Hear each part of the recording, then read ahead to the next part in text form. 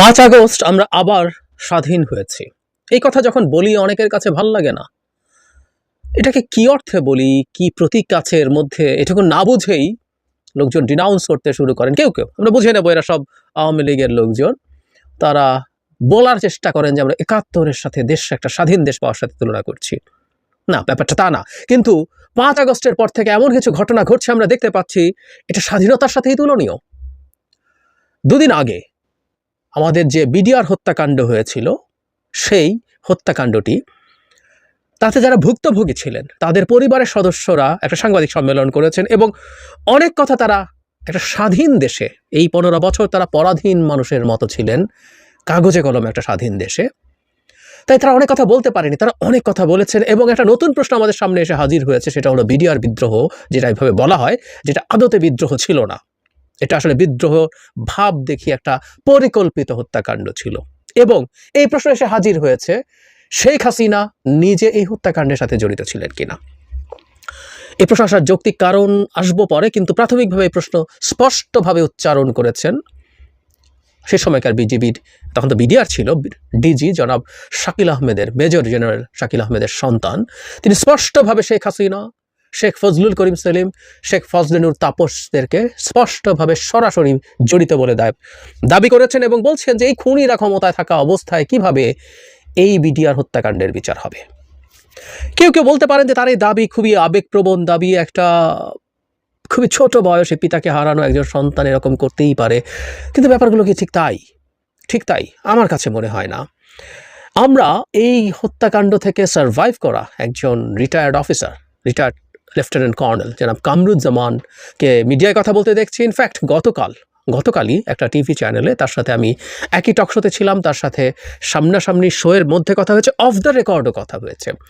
সুতরাং কয়েকটা ব্যাপার আমাদের একটু মনে রাখা দরকার আছে, সেই জিনিসগুলো আমরা মনে রেখেই কথা বলবো। তাতে সার্কামস্টেন্সিয়াল এভিডেন্সে খুব সিরিয়াসলি আমাদের মনে হবে শেখ হাসিনা এই হত্যাকাণ্ডের পরিকল্পনাকারীদের একজন। তিনি নিজের স্বার্থে নাকি তিনি এবং তার প্রভু ভারতের স্বার্থে ঘটনাটা ঘটেছে, সেই প্রশ্ন হয়তো পরবর্তীতে সুরাহা হবে। আমরা খেয়াল করি, এই যে একটা হত্যাকাণ্ড হলো, এই হত্যাকাণ্ডের বিচার আসলে কি প্রধান বিষয় ছিল? ধরুন কিছু বিডিআর তখন ছিল, বিডিআরের জওয়ান বিদ্রোহ করে অফিসারদেরকে হত্যা করলেন, সংখ্যা 57। আমরা প্রায় বলি পৃথিবীর ইতিহাসে কোনো যুদ্ধে, মানে ফুল ফ্লেজের যুদ্ধে একসাথে 57 জন অফিসার মারা যাওয়ার হিস্ট্রি খুব কম। সো এই 57 জন মারা গেল, কিছু বিডিআর সদস্য গুলি করেছিলেন, আপনি তাদেরকে হত্যা মামলা দিয়ে ফাঁসি দিয়ে দিতে পারেন। ইনফ্যাক্ট আমরা জানি যে এই মুহূর্তে হাইকোর্টে আছে তাদের এই মৃত্যুদণ্ডের রায়, সম্ভবত 160-এর একটু বেশি সংখ্যক জওয়ানের মৃত্যুদণ্ড দেওয়া হয়েছে। আরেকটা আমি গতকালই জানলাম, এটা বিস্ফোরক আইনে যে মামলা হয়েছে সেটা এখনও, ওখানে প্রায় 1300-র মতো আসামি আছে, নিম্ন আদালতেই ওটার বিচার এখনও চলছে, বিচার শেষ হয়নি। ঠিক আছে, আমি এই যে যারা স্বজন হারিয়েছেন, এটা অপূরণীয় ক্ষতি, তাদের প্রতি শ্রদ্ধা রেখেই বলছি, তাদের এই হত্যার বিচার হওয়া ইম্পর্টেন্ট। কিন্তু তার চাইতে 1000 গুণ বেশি ইম্পর্টেন্ট হচ্ছে এই ঘটনাটা কেন ঘটেছে, এর পেছনে কারা আছে। কারণ এখানে দুটো বাহিনী জড়িত।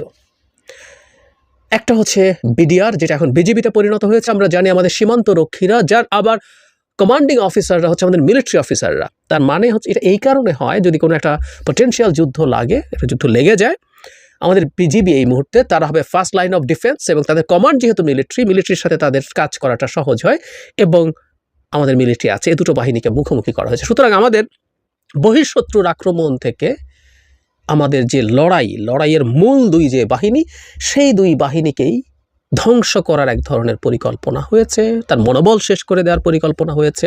সুতরাং এটা জাস্ট একটা হত্যাকাণ্ড না।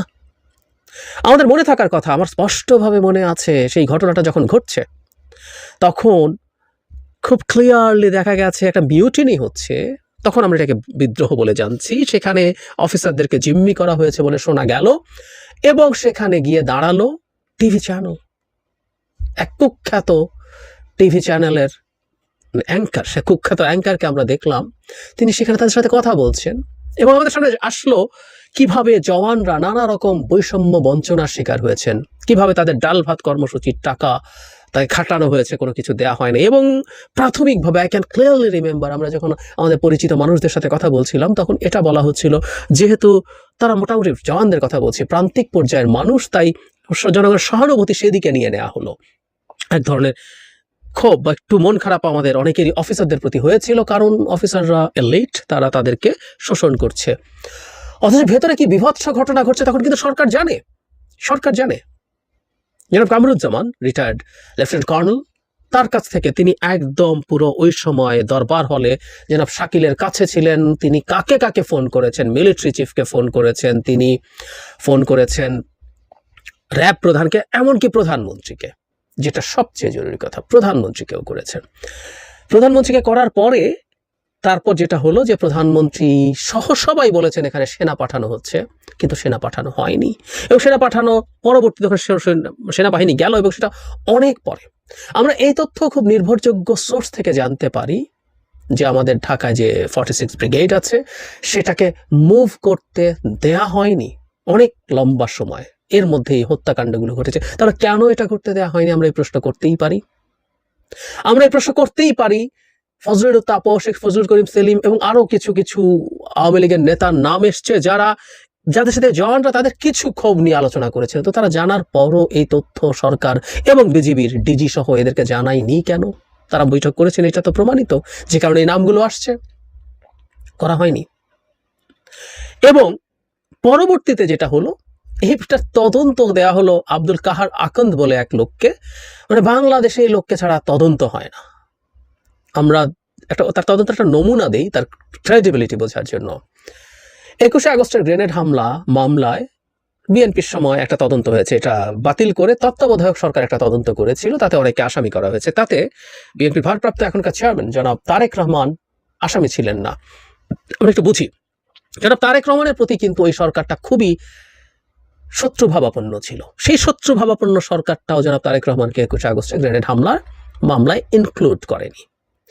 মজার ব্যাপার হলো, এই কাহার আকন্দকে ডেকে এনে অবসর থেকে আবার তদন্ত করিয়ে সম্পূরক চার্জশিট দিয়ে জনাব তারেক রহমানকে সেটার আসামি হিসেবে ইনক্লুড করা হয়। আমার মনে হয় কাহার আকন্দকে বোঝার জন্য এটাই যথেষ্ট। নির্বাচন করতে চাইছিলেন বারবার, এই দামি নির্বাচনে নমিনেশনও পেয়েছেন জনাব নূর মোহাম্মদ, সাবেক আইজি, তার সিটে তাকে দেওয়া হয়েছিল, কিন্তু তিনি জিতে আসেন নাই, দামি ক্যান্ডিডেটের কাছে হেরে গেছেন। তো এই হচ্ছে কাহার আকন্দ, তাকে তদন্তের ভার দেওয়া হয়েছিল। এবং জনাব জামান শোতে অন রেকর্ড বলেছেন তিনি আসলে সরকারের প্রেসক্রাইবড তদন্তই করেছেন। এবং যেহেতু খুব কাছ থেকে দেখেছেন জনাব জামান কি হয়েছে, তার যে বিবৃতি, তার যে সাক্ষ্য, সেটা তাকে পরিবর্তন করার জন্য দফায় দফায় চাপ দেওয়া হয়েছে। একজন লয়ার আছেন জনাব কাজল, উনি নাম বলেছেন তার, আমরা চিনি তাকে, সরকার পক্ষে বিভিন্ন মামলায় লড়েন।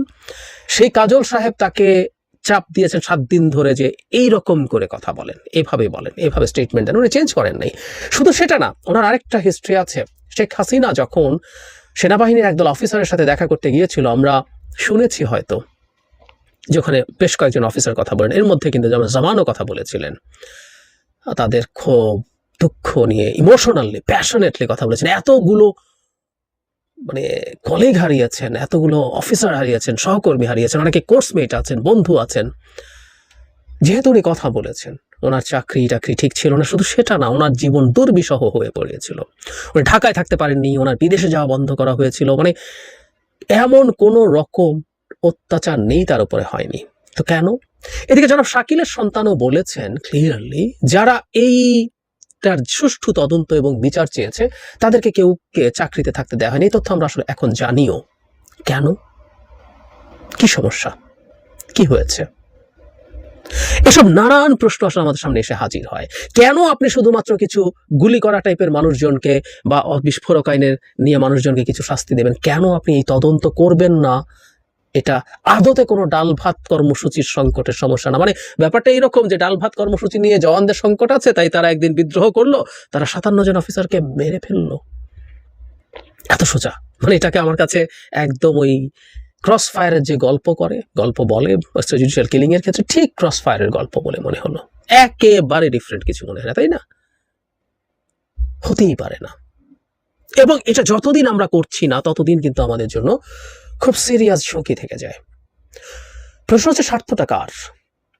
আমাদের মনে থাকার কথা, আমি এটা নিয়ে ভিডিও করেছি, কিন্তু অবিনাশ পালিওয়াল একটা বই লিখেছেন, সোয়াসের প্রফেসর, বাংলাদেশ নিয়ে তিনি খুব গুরুত্বপূর্ণ কাজ করেন। সেটার একটা অংশ ইন্ডিয়ার একটা পোর্টালে পাবলিশ করা হয়েছিল, সেটা আমি একটা ডিটেইলড ভিডিও করেছি। ভিডিওটা আমি খুঁজে পেলে মন্তব্যে দিয়ে দেব। সেখানে তিনি দাবি করছেন ভারত তখন বাংলাদেশে বিভিন্ন দিক থেকে প্যারাট্রুপার নামিয়ে শেখ হাসিনা তারা ধারণা করছিল যদি সমস্যায় পড়ে তাহলে শেখ হাসিনাকে বাঁচানোর জন্য তারা সব রকম ব্যবস্থা নেবে। এবং এটাও শোনা যায় আমাদের 46 ব্রিগেড যে ওখানে অ্যাকশনে যায়নি, সেটা ভারতের চাপে, ভারত চেয়েছে। তার মানে এর পেছনে পরিকল্পনা আছে এবং আপনি সুষ্ঠু তদন্ত হতে দেন নাই। শুধু সেটা না, এই এখনকার স্বাধীন বাংলাদেশে তারা দাবি করছেন, বলছেন দ্যাটস ট্রু, যে তারা ঠিকমতো কথা বলতে পারেননি। তারা এই 25 তারিখকে কেন্দ্র করে প্রোগ্রাম করার চেষ্টা করেছেন, অনেক সময় প্রোগ্রাম হতে দেওয়া হয়নি, হলেও সেখানে কোনো মিডিয়ার প্রেজেন্স ছিল না, কারণ সরকারের দিক থেকে সেগুলোকে এত শক্তভাবে বাধা দেওয়ার চেষ্টা করা হয়েছে। কেন বাধা দেওয়া হয় আমরা বুঝি। আরেকটা তথ্য একটু জানা খুব জরুরি, খুবই জরুরি। আমরা প্রায় বলি যে খুব দেশপ্রেমিক, খুবই সাহসী অফিসারদেরকে এখানে হত্যা করা হয়েছে।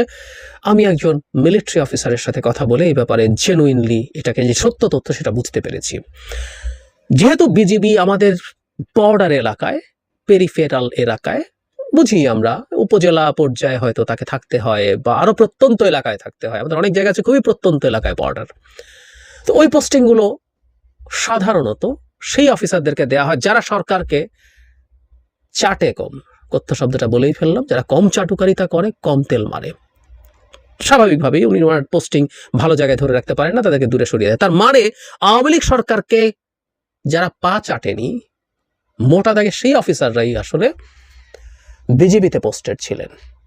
আর আমরা চোখ বন্ধ করে ধরে নিতে পারি আমাদের সবচেয়ে সাচ্চা এবং দেশপ্রেমিক অফিসাররাই মূলত বিজিবিতে ওই সময় ছিলেন। সুতরাং এই যে ন্যারেটিভ আছে যে ওই বিজিবির অফিসারদেরকে হত্যা মানে হচ্ছে আমাদের সত্যিকার অর্থে দেশপ্রেমিক অফিসারদেরকে হত্যা করা, এটারও যুক্তি আছে।